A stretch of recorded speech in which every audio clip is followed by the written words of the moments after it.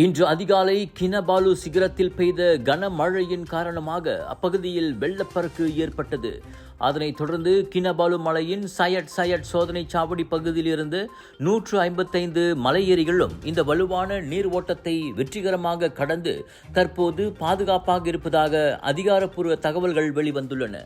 சபா பூங்கா அறங்காவலர் வாரிய நிர்வாகத்தின் அறிக்கையின்படி சிகரத்தில் பெய்த கனமழையால் மலைப்பகுதியிலிருந்து தண்ணீர் பெருக்கெடுத்து 7 கிலோமீட்டர் தூரம் வரை பாதையை கடந்துள்ளது.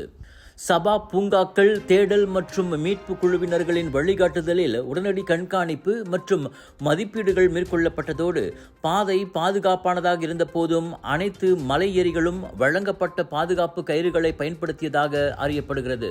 இதனிடையே இதுபோன்ற சூழ்நிலைகளில் மலையேறிகள் அமைதியாக இருக்கவும் மலை அதிகாரிகள் வழங்கும் பாதுகாப்பு வழிமுறைகளை கடைபிடிக்க வேண்டும் எனவும் அறிவுறுத்தப்படுகிறது.